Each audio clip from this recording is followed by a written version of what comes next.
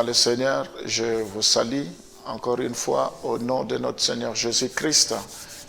Nous allons prier parce que la Bible dit que tout ce qui respire loue l'Éternel. C'est une grâce d'être en vie. Il faut que nous soyons reconnaissants par rapport à cela. Voilà pourquoi nous allons prier avant que nous puissions écouter la parole. Prions. Seigneur, nous te disons merci. Il n'y a pas deux jours qui se ressemblent devant toi. À chaque jour suffit sa peine.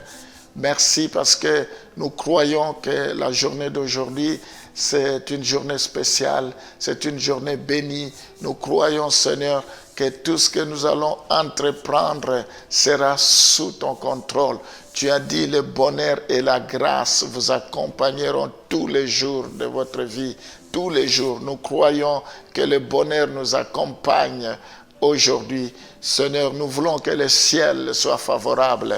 Nous voulons, Seigneur, que tu nous écoutes, que tu nous exauces. Nous te recommandons tout ce que nous serons amenés à accomplir au courant de la journée, que cela soit couronné de succès. Nous voulons que les portes qui étaient fermées s'ouvrent, parce que c'est toi qui as la clé de David. Quand tu ouvres, personne ne peut fermer. Quand tu fermes, personne ne peut ouvrir. Je bénis chacun de tes enfants, tous ceux qui vont au travail, tous ceux qui font des démarches, que toi tu puisses répondre favorablement à leurs attentes. Sois loué à jamais. Au nom de Jésus, nous t'avons ainsi prié. Amen. Nous parlons de comment Dieu parle à l'homme. Nous avons vu que Dieu parle au travers de la prière, et nous allons également voir la deuxième chose, que Dieu parle par le conseiller. Proverbe 11, le verset 14. Quand la prudence fait défaut, le peuple tombe, et le salut est dans le grand nombre de conseillers. Et on va associer ces versets également dans Proverbe 12, le verset 15. La voie de l'insensé est droite à ses yeux, mais celui qui écoute les conseils est sage. La voie, quand la prudence fait défaut, le peuple tombe, et le salut est dans le grand nombre de conseillers. La voie de l'insensé est droite à ses yeux, mais celui qui écoute les conseils est sage. Nous voyons, deuxièmement, Dieu communique la voie à travers les conseillers. Sa volonté plutôt à travers des conseillers chrétiens.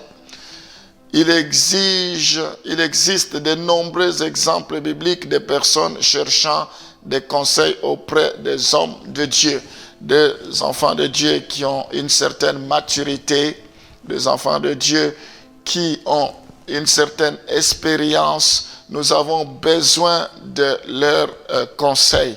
C'est comme ça que Dieu parle à l'homme.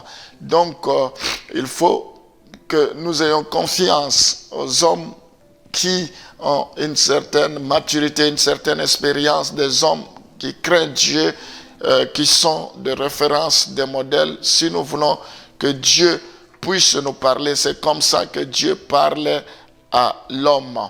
Dieu parle également par des circonstances. Dieu, on va lire Genèse chapitre 45, le verset 5 à 8. Genèse 45, le verset 5 à 8. Maintenant, ne vous affligez pas et ne soyez pas fâchés de m'avertir, de m'avoir vendu pour être conduit ici. Car c'est pour vous sauver la vie que Dieu m'a envoyé devant vous. Voilà 2 ans que la famine est dans le pays, et pendant 5 années encore, il n'y aura ni labour ni moisson. Dieu m'a envoyé devant vous pour vous faire subsister dans le pays et pour vous faire vivre par une grande délivrance. Ce n'est donc pas vous qui m'avez envoyé ici, mais c'est Dieu. Il m'a établi père de Pharaon, maître de toute sa maison et gouverneur de tout le pays d'Égypte. Nous voyons Dieu communique son plan à travers les circonstances. Un excellent exemple de ceci dans l'Ancien Testament est la vie de Joseph enregistrée dans Genèse 37 à Genèse 50. Nous voyons donc Genèse 37, chapitre 37 jusqu'au chapitre 50. Nous voyons que le frère de Joseph le vendirent en esclavage en Égypte, mais il a considéré comme étant la direction de Dieu. C'est ce que la Bible nous dit ici. Nous voyons que Dieu parle à l'homme, premièrement par la prière.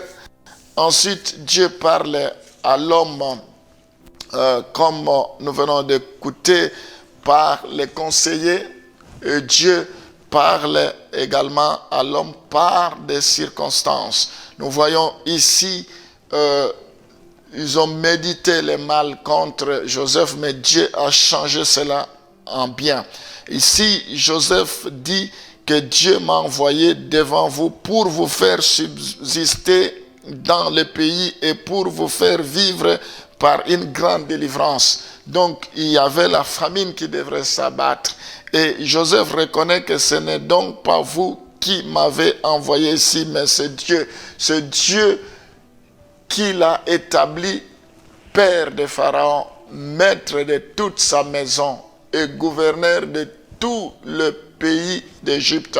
Donc ce passage montre que Dieu est capable de changer de circonstances. Dieu est capable de nous parler derrière des circonstances, derrière des événements. Nous ne devons pas voir toujours derrière les circonstances le diable. Nous ne devons pas voir toujours derrière certaines circonstances l'ennemi. Non, nous devons glorifier Dieu en toutes circonstances parce que Dieu est capable de changer des circonstances négatives pour que ça devienne des circonstances positives.